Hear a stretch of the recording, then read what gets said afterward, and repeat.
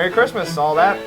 Happy New Year, happy holidays, happy whatever the hell it is you celebrate. Welcome to Week 16, Nesson.com, The Spread, the Nesson.com Spread! Football Picks Podcast, presented to you by the good folks at Nesson.com. I'm Nesson.com's Mike Cole, that's Nesson.com's Ricky Doyle, and that's Nesson.com's Andre The Spread! All Nesson.com guys, can you sense a theme here? We've exercised our allotted mentions of Nesson.com. We're going to make some football picks as we do every week. We're going to do 3 of the biggest games of the week. We'll do some locks, some upsets, parlays, teasers, whatever you want to do. A little show and tell at the end. And we'll get out of here. Before we do, let's rewind to last week. And before we rewind to the records, let's just go over a couple comments from the good, loyal. We really appreciate people watching. We really comments as well. I don't know where this is going. Appreciate the feedback. It's like a left turn. I love people. Albuquerque. Love people who say like, no one's gonna beat KC the rest of the year. What drugs you all on? Well, we're on the drugs that us good two drugs, good stuff.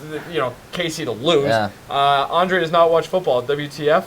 Claudia's about to destroy that Jaguars O-line. Well, the Jaguars did cover. Almost won that game. Why would anyone take tips from the record of all 3 of these guys? Newsflash, stop acting like you're genius when you're wrong more than you're right. Well, we were right last week, as we'll get to, so we're going to act like geniuses this week. And all 3 of these guys have terrible picks this year. If you want to be successful, pick against their picks. If you did that last week, you lost a hell of a lot of money. Andre, give them the records. Yeah, this is our best collective week, let me tell you. Holiday season, we're giving away picks. We're Santa Claus. You guys are little children sleeping early at night. You're going to wake up under the Christmas tree this year and get a lot of good picks.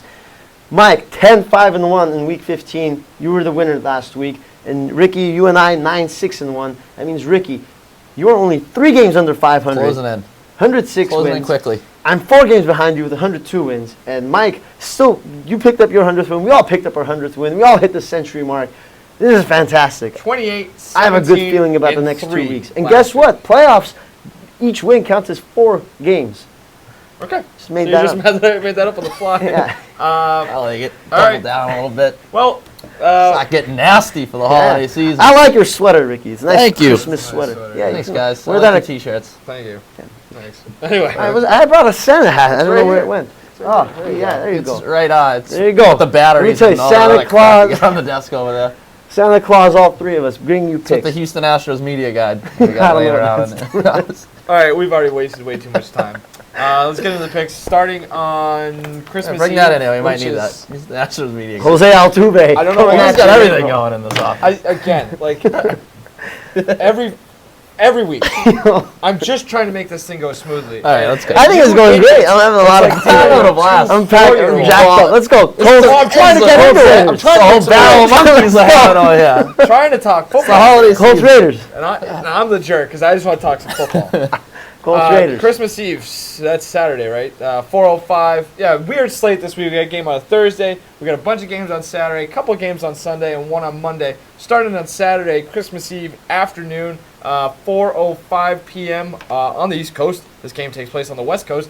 Indianapolis Colts, they're going to travel after a big win last week. They're going to travel to Oakland and take on the Raiders. Raiders only 3.5 point favorites. That might seem a little low to a lot of people. Maybe not. I don't know. Let's get into the picks, Andre. I think it's low. Look, Andrew Luck, last 3 weeks, he's been protected very well from his offensive line. He's been only sacked twice. But let me tell you, Luck against the AFC West this year, not Luck, the Colts against the AFC West this year, 6 giveaways. And, they're playing the Raiders. The Raiders are fantastic at forcing turnovers. They lead the league in turnover differential again. Yep. They're still at the top with a plus 15. And I think Andrew Luck's the type of quarterback. When he plays a defense like the Raiders, he's going to make some mistakes. And I think the Raiders are going to run away with this one. They're not going to. Derek Carr is very good at protecting the ball. The Colts really don't force any turnovers. 25th in the league in takeaways. And their defense is not really good. They allow 7.6 yards per pass attempt. And I think that's going to Andrew Carr. Who's Andrew Carr? Derek Carr is going to take advantage of that. Brown. Parson Brown. My favorite is when you start, you go first, and you rattle through 18 different reasons, and you leave us with nothing. Go ahead. Well, Hey, I never asked to start first. So I agree. I agree with your sentiment that the Raiders are going to win this game. Last week, Colts showed a little something, obviously, against the Vikings there. They showed a little bit of a pass rush, which they haven't really had this season. But I think a lot of that was due to the fact that the Vikings' offensive line is absolutely garbage. And on the flip side, the Raiders' offensive line has been terrific this year. Only 15 sacks allowed. Best mark in the NFL, so you expect a regression there from the Colts' pass rush. Also, don't sleep on Oakland's running game. It's kind of developing a little bit over the previous few weeks here. three-headed little monster they got there, and Latavius Murray, Jalen Richard, and DeAndre Washington. So going up against an Indy run defense that struggled all season, I think that this is the type of week where, I mean, I do have some problem with Derek Carr kind of just sitting in the shotgun. It makes him a little. You got to rely on the run game more so now than they did at the beginning of the season for the whole finger issue. But they've made strides in that department. I think it keeps up this week, and they cover the spread. Yeah, you guys both touched on the things that I was going to talk about. Just to reinforce what Ricky said, 4.6 yards last 3 games for the Raiders rushing the ball. Latavius Murray even better, 4.8 yards per carry last 3 games. And you look at the Indy rush defense, and your mind's eye it says that it's been crappy. And you look at the stats, not terrible its last 5 games. They've allowed 100 yards per game over the last 5 games. But that 2 of those games came against Minnesota, who's got no running game whatsoever. Yep. And they're last in the league. And then the Jets, which actually is a decent run offense, but it's the Jets, so you never know. You take out those 2 games, then there's 3 of the last 5 games they've allowed 143 point yards a game. So I think it's a big game for Latavius Murray, especially Derek Carr. 74 passer rating over the last 3 games. That finger is clearly bothering him. I also think here's something you guys didn't touch on: field position battle. Oakland's first in the league in average starting drive position, second in the league in opponent's drive starting position. They're very good special teams. Again, this is actually a nice special teams matchup, which is a weird thing to say. But again, you guys took all the good points. We dove deep into this game. Punter-kicker combinations, arguably 2 of the best in the entire league. You got McAfee and Vinatieri. Love a good punt game. And you got, what the hell's his name? King and Janikowski. So, but I do think King. I think you pin them deep. King of the coffin corner. That's the thing. You put Indy in some really bad situations, and they're going to take advantage of that. I think a couple short fields really makes a difference for them. So cool. You touched on in the Colts offensive line. You mentioned how it's improved over the last few weeks, but going up against a pass rush that obviously features Khalil Mack, Bruce Irvin playing very well last week. So that could possibly pose some problems for him as well. I agree. Oakland about an 8.1 sack percentage. It's 5th in the NFL over the last 3 games. So they're getting after the quarterback. They hit people in the mouth. Christmas Day. So here's what you do on Christmas Day. You wake up. Again, this is beautiful. It's a beautiful Christmas day. This is an East Coast thing. A little different for you out on the West Coast. We're gonna wake up, nice and early, get some presents, get some brunch, maybe get a couple drinks in us, and then you got a noon basketball game, and then I think if it's at 2:30, you got the Cavs and the Warriors, and that leads you right into 4:30 p.m. This game, a clash of AFC North Titans, Baltimore. Hey, this is a devastating matchup. Second place in the North. Going up against Pittsburgh, 9-5, first place in the AFC North. Steelers 4.5-point favorites as it stands right now. Baltimore won the Week 9 matchup against between these 2 teams, 21-14. That was Ben Roethlisberger's first game back after injury. I think you guys remember that game. He played horribly. They've looked like a much different team since then. So I don't know how much you can really factor that in. But again, Steelers 4.5-point favorites. Ricky, why don't you start it off? All right. In this particular matchup, I like the Ravens. I think the Steelers might win this game, but this has a field goal differential written all over it for me. And a lot of it stems to the fact that I think the Ravens can do enough with their run defense to slow. I don't think anybody's stopping Le'Veon Bell at this point, but slow him down a little bit. They did that in Week 9. Obviously, you mentioned that they won that game. And just in general, this game's being played at Heinz Field. The Ravens have won 5 times at Heinz Field since 2010, most of any team in the NFL. So there is some sort of track record there that they have the ability to go in there and play them tough at least. I'd feel a little bit better. We don't know the status of cornerback Jimmy Smith. Would like to see how that progresses, but this for me is just it's a field goal. It's what you mentioned, a devastating matchup amongst Titans, and this is a 3-point differential written all over it. So give me the Ravens. All right, you go so I don't steal your points. It threw me off there. I'm gonna go with Ricky. Really, pretty much the same exact thing. I do think Pittsburgh ultimately wins this game. It's kind of storyline driven. Yeah, I think, that's the narrative. And that is, it's kind of lazy, but I mean, man, Christmas night, Christmas afternoon, whatever it is. 2 teams that don't like each other, 2 teams that have gone after each other for year upon year, and also Baltimore has won the last 4 matchups in this series, which is much higher than I expected. In the last 3 games between these 2 teams, decided by 4.3 points on average. So that's right around 4.5. I like that. I like my chances there. Baltimore also 6th best yards per play against that defense that he touched on. And you look at their schedule. I'm big on the schedule. Who have you done it against? They've played New England, Washington, Dallas, Pittsburgh, Miami, and Oakland all this season. All of those teams, what is that, 3, 5, 6 6 of the top 10 yards per play offenses in football, and they still have the 6th best yards per play against. And Roethlisberger's career passer rating versus Baltimore, 83.2. That's not great. Only 3 teams he has a lower mark against: Buffalo, Philly, and the Giants. So, again, I still think that the Steelers have enough playmakers to get this one done in the end, but I think it's, like you said, by a field goal. I think you guys are both wrong. Okay. The Pittsburgh Steelers are going to win this game, and they're going to win by a lot. I've never bought into the Ravens. I think they've beat on a bunch of really bad teams this year. They had that huge 38-6 victory over the Miami Dolphins, and everybody thought this team was going to the Super Bowl. And they should have lost to the Eagles. They could have easily lost to the Eagles this past week. I don't know what they were doing. I knew what they were doing. They're out of the playoffs. They're like, hey, let's go for 2. Pull a Jack Del Rio. They couldn't do it. The Eagles against the Ravens. The Steelers, as you said, they've lost 4 straight times against the Ravens. They know that. Yeah. They want to win this game. They want to win the division. That's the way you negate those 4 consecutive losses. You beat them in a big game that matters. Ravens defense, everybody's telling me how great their rush defense is. When they went up against, not DeMarco Murray, when they went up against Ezekiel Elliott, what was their rush defense then? They allowed 200, not bad, they allowed 101 rush. And they were actually really good in the first half. But Dallas just imposed its will in that game. Le'Veon Bell against this Are they this? But like I mean, I get Baltimore rush defense. Yeah. I think they're going to control the game. Their offense is good, but again, why have the Steelers been so good lately? It's their defense. Their defense has been phenomenal. 19 sacks in the last 5 games when they only had 13 in the first 10. And I think they put a lot of pressure on Joe Flacco. In the first 10 weeks, not the first 10 games. They put a lot of pressure on Joe Flacco, and Flacco, he's the type of guy who I could see making a lot of mistakes in a game like this. I like the Steelers to cover and win. Bell, 14 carries, 32 yards in that Week 9 matchup. 6 I understand that. I know. That was my point, though. That he's slow him down. But that was my point. He struggled the last game, so he's going to come out much stronger this week because, A, he's a very talented running back. B, he's like an elephant. He never forgets. We'll mention that the OddsShark computer, we should mention too, OddsShark provides a lot of trends that we get throughout the course of the week. So a little tip of the cap to them. Yep. Do a great job. And their computer is predicting a blowout here, agreeing with you for the Steelers. It's like just that pass rush. 32 to 13 come alive. in that general you ballpark. You put pressure on Joe Flacco, he's going to make mistakes. And it's a home game for the Steelers on Christmas. All those Ravens players are going to be away from home on Christmas. They're all going to be sad. They're like, why didn't Santa bring us any gifts? gifts? Buying into narratives. Yeah, no kidding.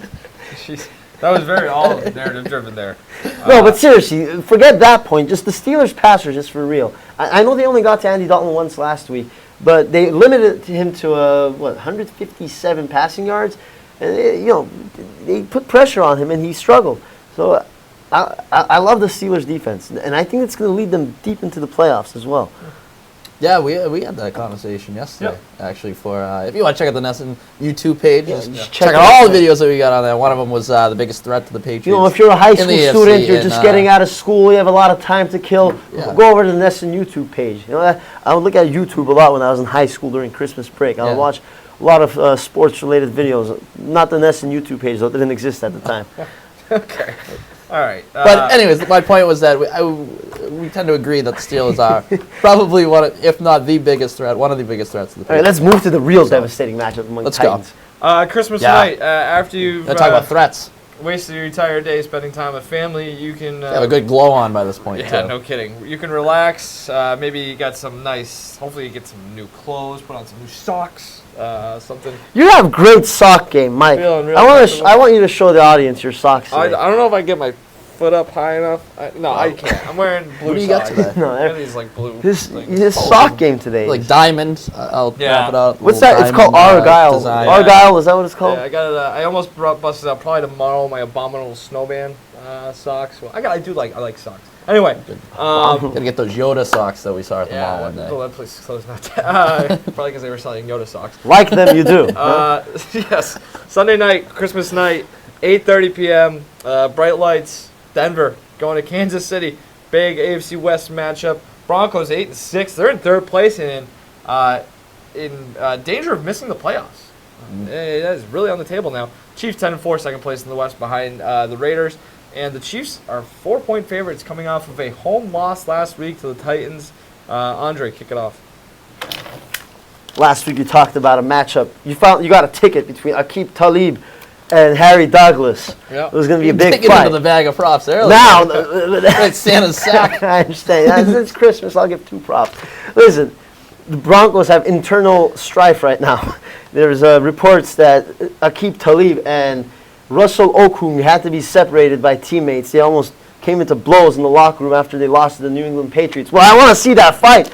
Sure. That's not a good thing for the Broncos, so that's why I'm going to take the Chiefs. You have internal strife. It's a civil war in the Denver locker room. But this is a fight. Aqib Talib and Russell Okung. Talk about a catchweight bout. Fighting from the left corner.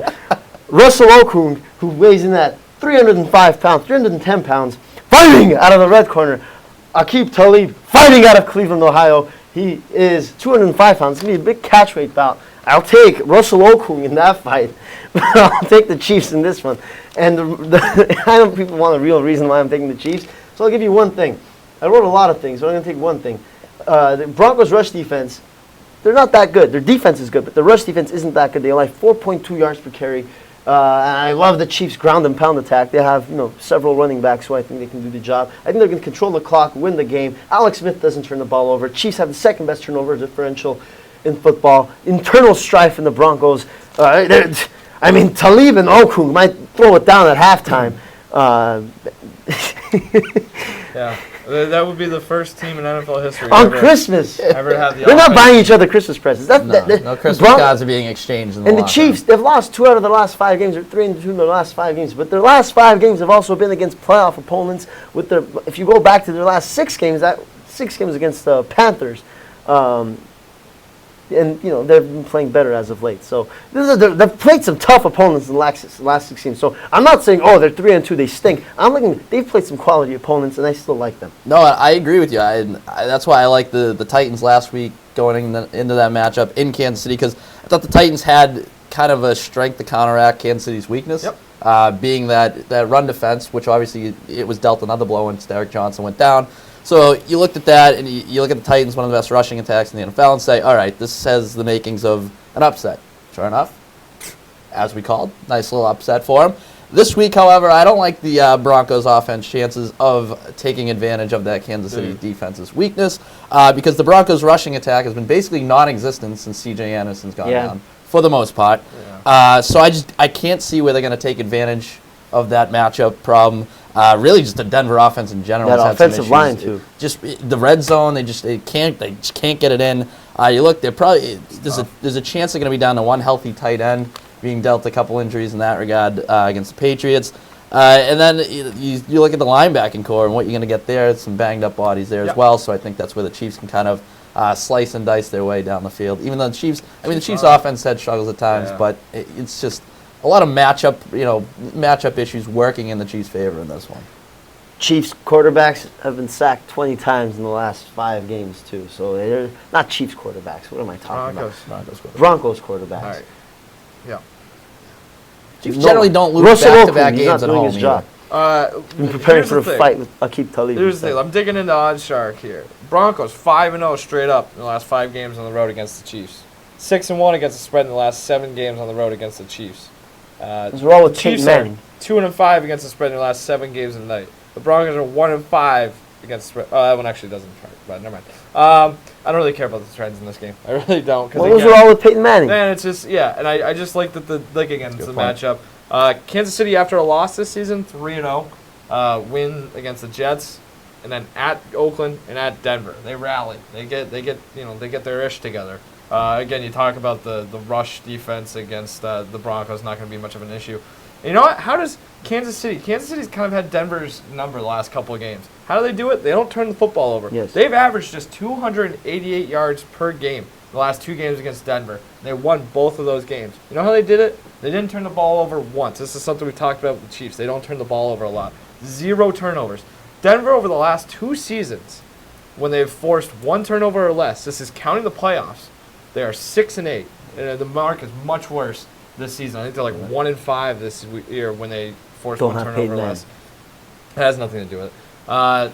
17-2 in every other game when they force 2 or more turnovers. Take care of football against Denver, you win the football game. I think Kansas City does that. How about Travis Kelce? 8 catches for 101 yards. 15 targets, a season high against the Broncos in the last matchup. That's another one. Expect to feed him. Especially heavy dose. Especially if that a lot of eggnog going his way. Especially that linebacking core. I'll be very surprised if the Broncos win this game. Extremely surprised. Yeah, me If the Chiefs do lose this game, they're in trouble. Let me tell you, they're in trouble. The Broncos, who you guys got in this fight though? Talib and Okung. You gotta go with size in a catch weight bout of that magnitude. All right. Locks. Talib's a guy. If he's giving up some size, sometimes I'm willing to err on the side of that. But that's a lot. I love this ticket. That's a lot of size. Great. Locks started off, Ricky. Lock. My lock is going to be the Packers over the Vikings. As of this filming, it was up to, I think it fluctuated a little bit. Yeah, it's 7-point favorites. Green Bay hosting Minnesota. Minnesota just got mauled by the Colts, and we touched on it a little bit in referencing the game against the Colts. Just that offensive line's been just brutal, and the fact that they're kind of, I feel like getting Adrian Peterson back into the game plan here is a little forced. It's just he didn't look good. Not sure what you're going to be able to get from him. It's just that offense has some issues. I can't really see them keeping up with Green Bay's offense in this one. And I think the Packers, I mean, while they did squeak out that win against the Bears, I know you're probably going to touch on the Bears. Yeah.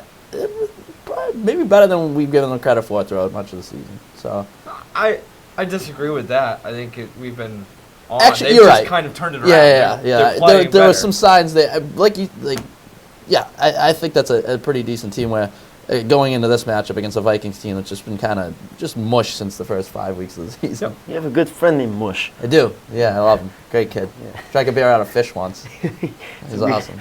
Interesting. All right. among one of the many other crazy things he's done. But anyways. Andre, go ahead. Save that for the summer. I sit here in this chair every week and I talk about the Buffalo Bills pass rush, one of my favorite units in football. You got the ticker. The ticker's back. Yeah. Sack percentage. And I'm going to sit right here again for the 16th consecutive week talking to you guys about the Buffalo Bills pass rush. They're playing the Miami Dolphins this week. The Miami Dolphins have a backup quarterback in Matt Moore as their starting quarterback, who played phenomenally, but it was against the New York Jets. The Jets. This week against the Bills, he's going to see so much pass rush in his face. He's going to panic. He's going to make turnovers. He's not going to do well. Bills, +8 turnover differential this year. And also, here's the big game changer in this game. Miami allows 4.8 yards per carry, second worst in the league. Buffalo Bills, best rushing team in football. LaShawn McCoy, Gillislee, and everything. They're just going to run all over the Dolphins and win this one at home. That might Plus, be. they're at home. It might be the shortest game by time of the entire season because both teams are just going to run the hell. Ajayi! Just use running time all day.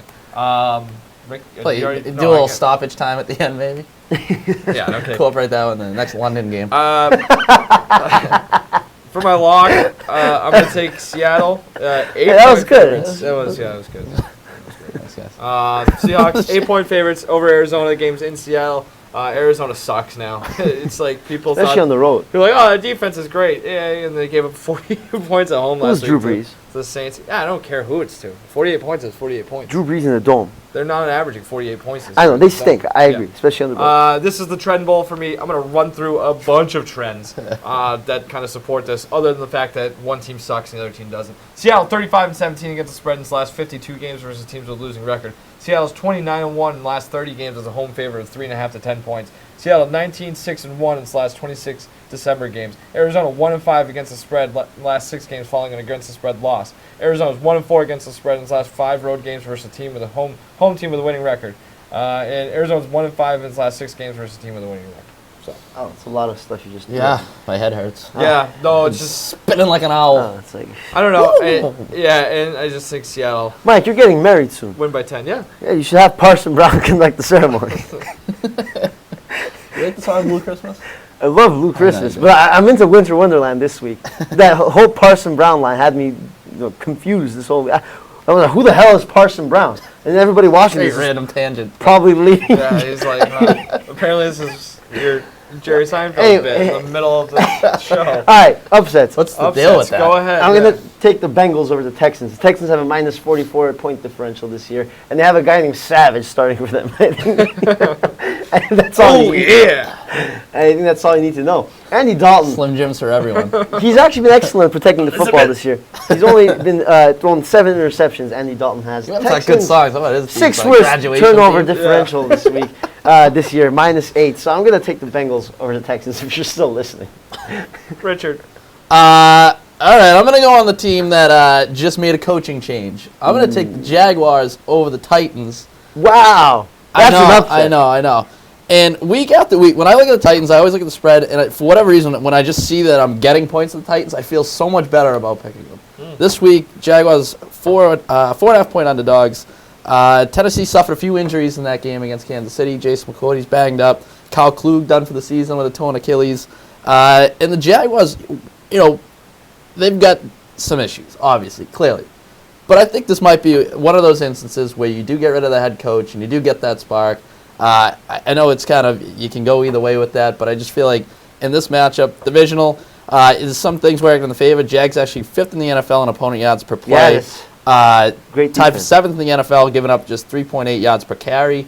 Against the Titans team that relies on rushing attack, if you're able to slow that down a little bit, maybe make Marcus Mariota beat you, you can kind of keep it close and maybe pull one out at the end of the game. It's just the Jags, and their biggest flaw, and granted it's a huge flaw, is the amount of turnovers. They can't hang on to the football. The Titans, on the flip side, they're not exactly known for forcing turnovers, so maybe the Jags can hang on, have a little better ball security this week, pull one out at the end. I like it.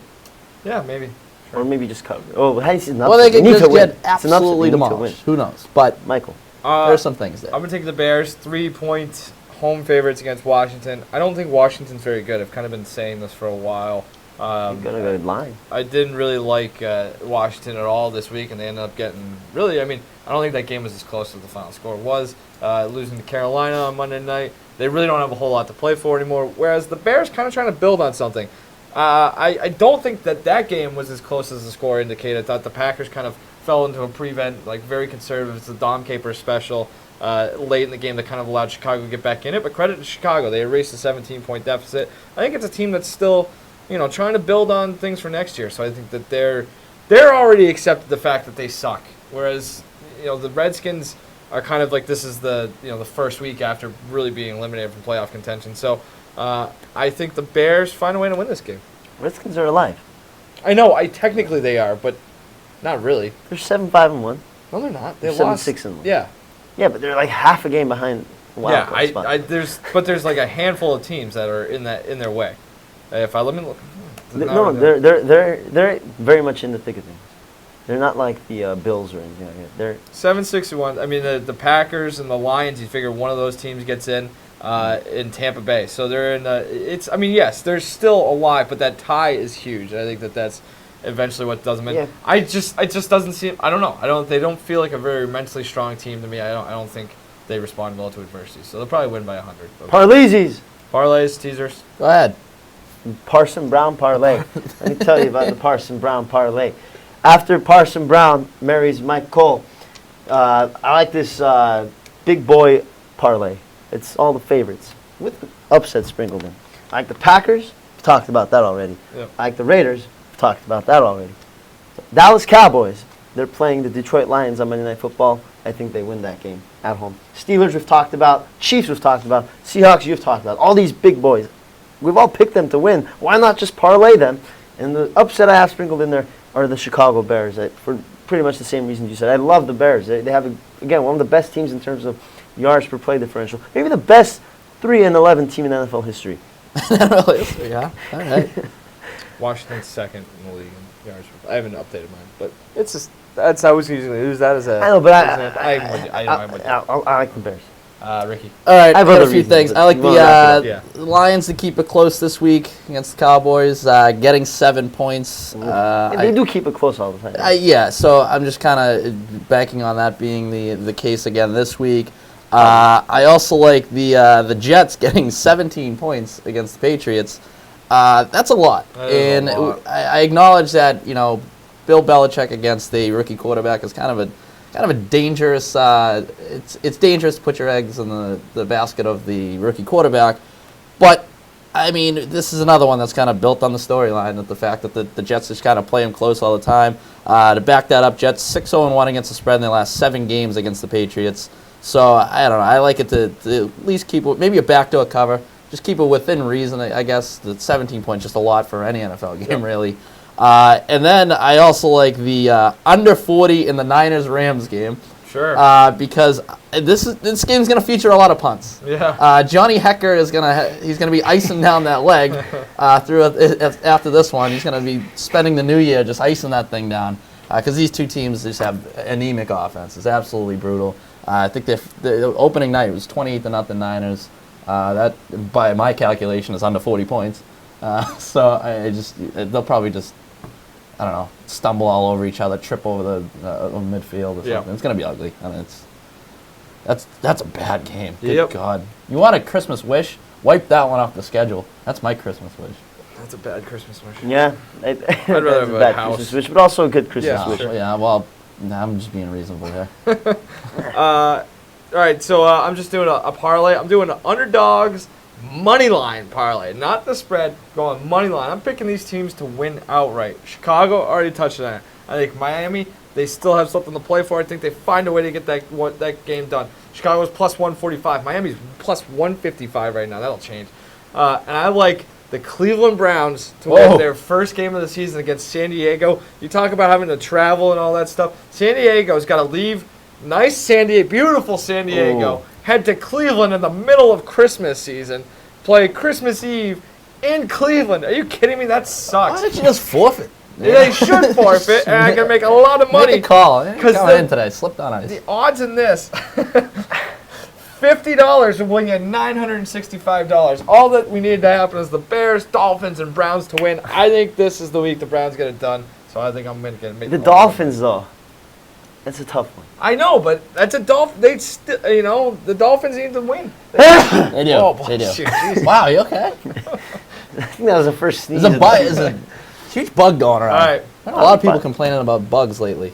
Show A and lot of tell. my friends. Show and tell. Did you bring a bug with you? I didn't bring a bug, but what I did bring is some bread.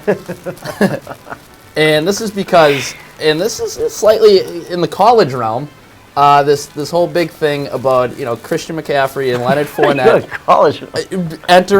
skipping the bowl games to focus on the NFL draft preparation.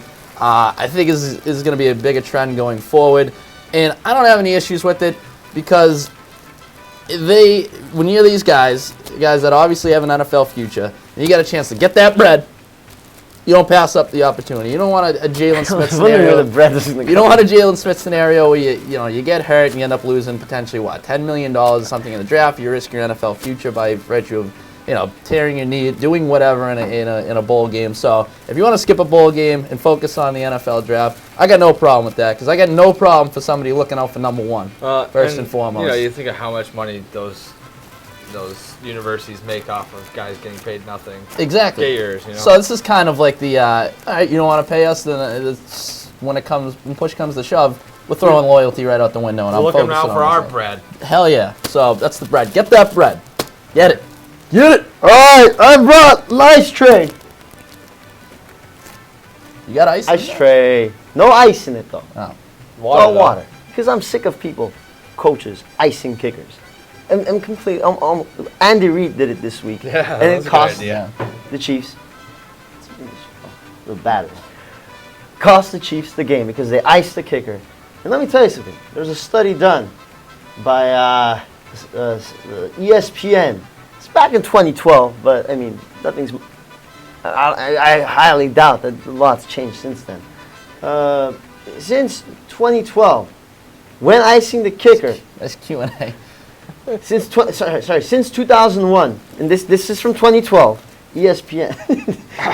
Kickers have successfully hit field goals at an 81% when no timeout was called prior to the snap, and 76% when a timeout was called. So they're still a little bit. Come on, it's a 5% difference, and you also have to know that coaches don't ice the kicker when on a 20-yard field goal in the second quarter. never do that. They only ice them later in the game. So exactly, I don't even know where I'm going with this. Exactly. But for the Chiefs, it did not work.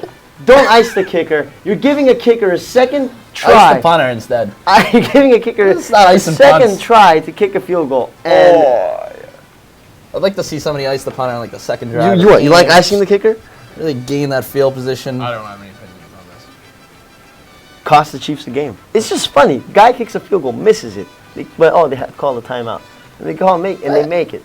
It's one of those things. And I mean, it works. It can Melt work the the other ice. way around, All but right. I'm with you. I'm with you. It's just who cares? I have no Sign up problem and kick the with stupid yeah, ball. I mean, whatever. Anyway, so What do you got for us? I've been, You've been lucky. digging into your sources lately. And I did it again this week. Oh man. Went back to the sources. I get good sources. Got some top secret I files here. I retract my my holiday wish. My wish is to have U.S. sources. So, it's Christmas season. This guy, the big guy, making his list, checking it twice, gonna find out who's naughty or nice. I have, through some back channels, exclusive sources, got my hands on some of Santa's naughty list. Oof. Got a few here if you'll... Spoiler alert. If you'll oblige me. If you don't want to wait till Yeah, the 25th, we suggest you. So, I got these, it says literally, put on from mute. the desk of Santa Claus, Department of Naughty List, official notice. You know it's real because it was seen by Elf Bernard, It is Head notarized. Bernard. First Great, one, one of the better notaries. First one, TJ Ward. TJ Ward acting like an idiot, hitting, what's his face? Julian Edelman, then flexing, costing them a game. That gets you on a naughty list. You act like a pompous dink, and you cost your team potentially a win. You go on the naughty list. Let's see, next up, who else is on here? NFL schedule makers. No. I've had an issue with these guys all year. I especially have an issue. Okay. Their Christmas gift for us is in Week 16 is that Rams 49ers you mentioned. Get the great hell game, out of here. great You're on the game. naughty list, schedule makers. Let's see. Bernard. Also, Head elf. also on the naughty list, He's a busy man this Jamal Anderson. Look it up. It's that'll get you on the naughty list. That's for sure. Jamal Anderson. Look that up. Also, I got John Mara, Giants owner. Thought there's much ado about the Flakegate after, blowing off a lot of hot air, no pun intended, and whatever it was, the Patriots won. Also, the John Brown or whatever his name is, the kicker. It was just a disaster. He didn't really care then either. Now he doesn't Josh care. Brown. Josh Brown. Excuse me. John Brown's on the John Cardinals. Brown, baby has a cold upon his chest. Josh Brown, the whole thing, John Mara, get the hell out of my face. Any NFL owners are the worst. And Goodell could have made the list too because he's Goodell. Finally, Gus Bradley, we talked about him as well. He went 14-48 as head coach. A 226 winning percentage. One of the worst. It is literally the worst of all time, the Super Bowl era, for anybody who's 50 or more games. Not only does he have to fly back with Yeah. the team after getting canned, but then you serve him up a good old-fashioned naughty slip I tell you there. what, Santa likes winners. So, Gus Bradley, does. enjoy the coal in your stocking. All these guys are getting cold. Why do you Those think guys are Santa's had getting all this longevity? in their He stock. wins. Winner. He doesn't lose. Who? That's Just right. Kringle. Santa Claus. Yeah. Hell The only yeah. reason his seat's hot is because he's an enormous human being. Yep. Anyway, so that's the spread. Enjoy your Christmases, everyone. Enjoy We got some bread and water in case you drink a little too much eggnog. If, Anyway, Don't sober ice you the up kicker. right there. if you're not a big Christmas person, enjoy football this weekend. It's just Week 16. Enjoy Or it. if you're not a big football person, then enjoy Christmas. That too. If you don't like It's either, foolproof, really. Just You don't enjoy like whatever either. it is you're doing. go to a movie. Yeah. Yeah, go to a movie. If you don't like movies, This has been the spread. We're gonna get out of here before Andre says something else dumb. what do you mean? What the hell? It's Christmas. You're gonna do that on Christmas? You need one of these as well. Department of the Naughty That's List. fair. But I do want Parson Brown to conduct that ceremony. All right, I'll look into it. Elf Bernard will put you in touch with him. Merry Christmas! Merry Christmas, guys. Thanks for joining us on the spread. See you next week. Chestnuts roasting on an open flame.